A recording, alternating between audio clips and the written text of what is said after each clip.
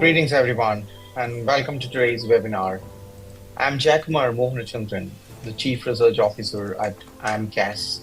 I've been in the industry for the last 25 plus years. I've been always passionate in driving technology that can propel businesses towards success. CI as a Service, CAS, is your ultimate destination for all things related to technology and information.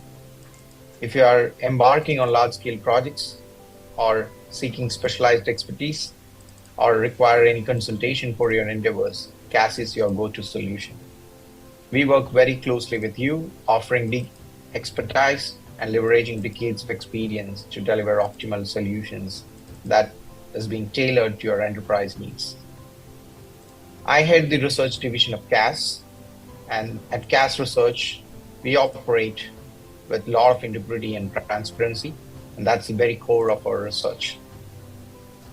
With a wealth of multiple years of experience, CAS Research has ingrained stringent policies and standards at its core. We have been creating research purely focused on technology, creates an environment where neither clients nor vendors can sway our research. And here we are now with a detailed breakdown of those industry-wide reports related to healthcare, oil and gas, retail, insurance, so on and so forth. So guided by our world's best practices, we maintain objectivity in ensuring clients cannot purchase research coverage or favorable opinions. Our dedication to independence empowers us to make bold calls, exercising full control over our research agenda, evaluations, and conclusions. I just wanted to let you all know that there's been a lot of meticulous planning and activities that went behind all our research just to ensure that the quality is not compromised.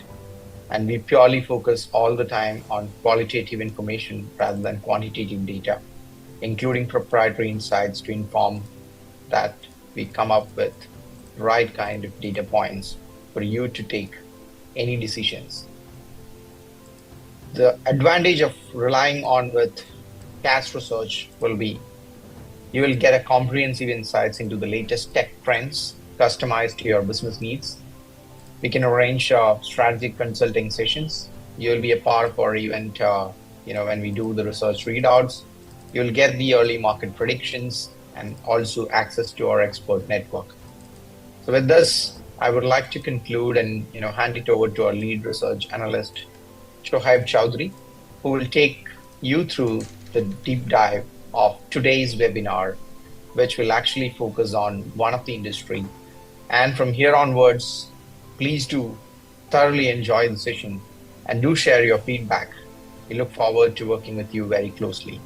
Our deliverables are designed to empower your business with the knowledge and strategies that needed in this digital age. So looking forward to work closely with each one of you. Thank you.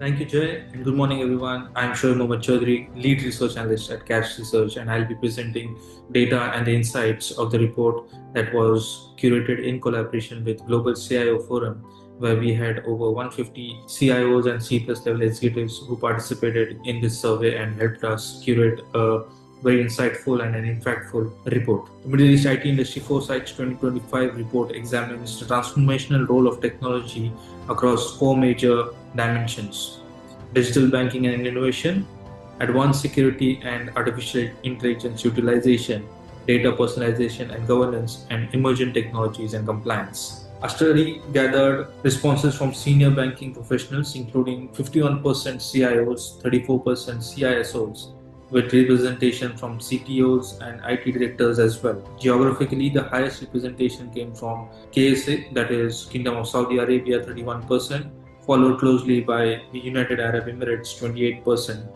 and then Kuwait, Oman, and Qatar. In terms of gender diversity, 19% of the participants were female, highlighting a gradual shift in leadership inclusion across the banking technology roles. Digital banking innovations. Let's begin with the most visible transformation, that is digital banking. When asked about the expansion plans, 72.7% of the bankers confirmed they are actively expanding their digital banking services, while only 18.2% said they are not, and 9.1% are undecided. In terms of data security, which remains a top concern for digital services, 81.8% rely on strong encryption and multi-factor authentication, which is now a standard in safeguarding transactions. 18.2% conduct regular security audits, reflecting the need for continuous threat assessments in an evolving digital ecosystem. This indicates that while the foundational layer of security is well addressed, continuous monitoring and cyber resilience are areas that require further investments. Advanced utilization and security. Moving into more advanced use cases, we assessed how banks are using artificial intelligence and machine learning in their trading strategies. 39.4% report extensive use applying artificial intelligence in pricing models, risk analysis, and automated trading. 51.9% use artificial intelligence to a limited extent, often in pilot programs or select business units. Only 8.7% are not using artificial intelligence at all, indicating strong momentum towards adoption. However, implementation isn't without its hurdles. When asked about challenges, 56.1% cited infrastructure limitations and data quality issues as key barriers. 36.8% of the bankers struggle with regulatory compliance and skill shortages, suggesting a need for enhanced digital talent and streamlined compliance tech interface. Moving on to data utilization and security. Data is the engine behind modern banking, and we examined how well it's being utilized. The CAS research shows that 56.1% of respondents are using data analytics extensively to personalize services and better understand customer behavior. Another 33.2% use analytics to a limited extent, while 10.7% have yet to integrate such capabilities. Encouragingly, 88.9% of banking institutions plan to expand their use of analytics and improve data security measures, pointing to a clear forward trajectory for data-driven strategy and regulatory alignment. The challenge ahead is not just collecting data, but organizing, securing, and applying it in ways that create personalized, compliant, and high-value customer experiences. Future technologies and compliance. Finally, we look and we explored the emerging technologies and compliance readiness, particularly around open banking and fintech collaborations. 46.1% of bankers are extensively partnering with fintechs, while 41.2% are collaborating on a limited basis. Only 12.7% are not engaged in any such partnerships. Regarding the impact of these partnerships, 44.4% report significant product innovation as a result. 36.7% have seen improvements, while 11.1% saw no major change, and 7.8% were unsure of the outcomes. On the evolving role of IT in the sector, 57.8% believe IT will drive deeper integration and innovation. 22.3% envision coexistence with traditional models, and 19.9% remain unsure. The takeaway here is that fintech collaboration is no longer optional.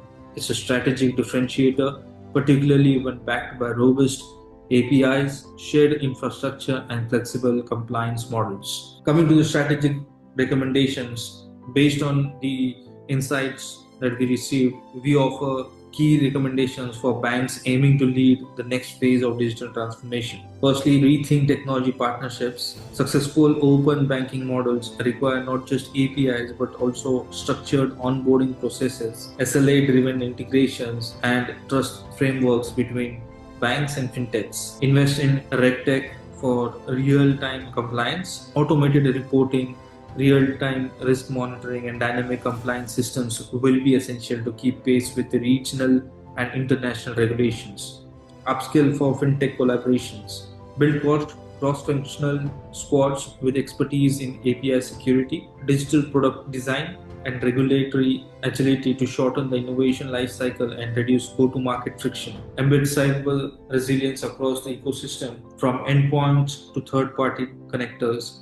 Cyber resilience must be embedded.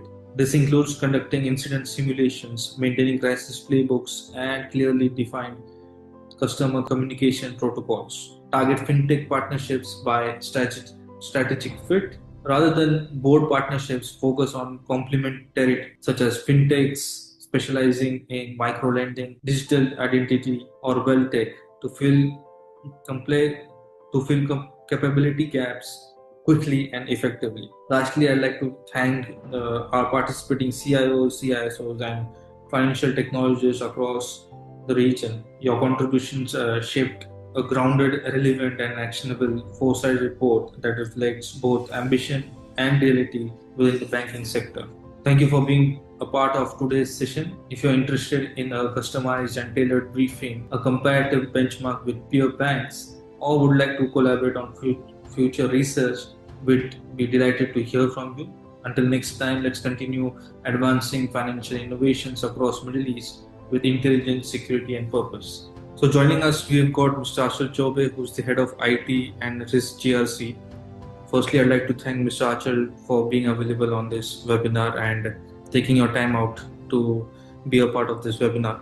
So thank you, Cass, and thank you, Shoaib, for bringing this conversation to life here, and for the depth of the research and the insights that you people have been brought to the table so far. It's a kind of work that not only informs but also inspires action across our industry, actually. So kudos to the organizers for curating this particular webinar and for the dialogue that can really address the challenges, assumption, and can drive the clarity towards your research and also help us to move to get away from the noise to the nuances to this fast evolving pace to all of us. Thank you, Achal. So, diving into our first question, I'd like to ask how are banks in the Middle East redefining their digital transformation roadmaps for 2025 and beyond? So it's a very good question, actually. The banks are no longer focusing, just on the tech upgrades here. They are embedding the transformation in their operating model, culture, and the customer engagement strategies. So it's no longer about like going digital, but being digital now. So one major shift, what I have observed, is that the transformations now starts with the business models, not with the technology anymore.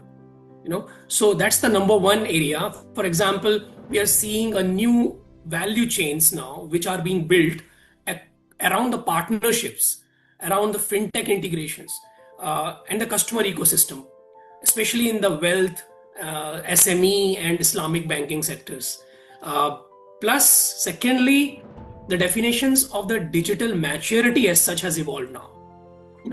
So it's not about like launching a sleek mobile app anymore like that.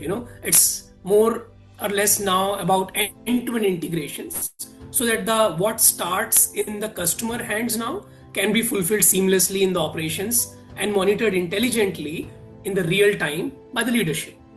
So, and from the leadership point of view, overall, the transformation programs are now being de-siloed. Okay, the old tech-led business-supported model is giving a way to agile cross-functional squads with shared accountability and tech, product, operations, and compliance at one table together. So that's how it's now overall moving here. Thank you, Arthur. Thank you for putting it so elaborately and summarizing it so beautifully. So, like, moving ahead, we can see there are a lot of innovations happening in the banks. So my question is that how are banks balancing innovation with compliance amid evolving regulatory frameworks around data sovereignty, digital identity, and also cybersecurity? No, it's very important key areas you touched in the question itself. You talked about data sovereignty, digital identity, and cybersecurity. These are all, are coming into the picture as a kind of the new ecosystem constraints in the banking year. So what's interesting now is the regulatory alignment is becoming a more of a competitive advantage, not just a checkbox. Banks that invest early or who has invested early in the compliance space, like real-time auditability or consent-first data handling, those entities are finding much more easier now to really innovate now and without backpedaling the whole situation here. So another shift which has come out to the picture, and I would say that from the reactive risk management to the predictive risk intelligence now. Cybersecurity isn't just about detection now. Okay, it's about anticipating the threats based on behavioral patterns, geoanomalies, and even the vendor ecosystem which they bring with their own risk with them, right? So that's importantly, we are also seeing the banks to adapt the challenge of multi-jurisdictional operations. Because, for example, if one group is may operate into across the region, for example, UAE, Saudi, Egypt, all with their different data localization demands now and expectations around them. So forward-looking banks are building the compliance capabilities in this area as a configurable service within their infrastructure now.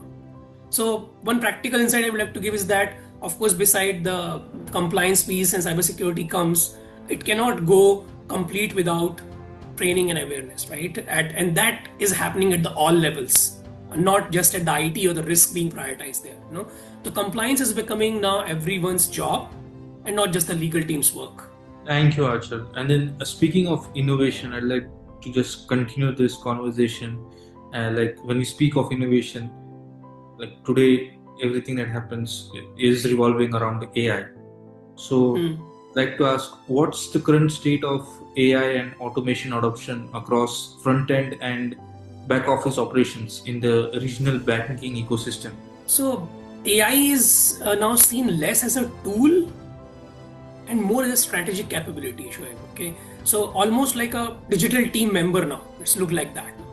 So in the front end side of the operations, conversational AI is maturing to offer the empathetic, multilingual, and contextual responses that match the region's diversity of the customer.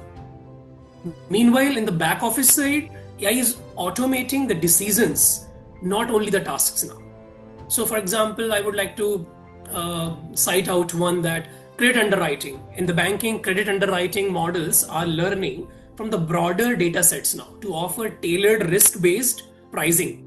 It is moving beyond the automation to intelligent augmentation, I would rather put it that way.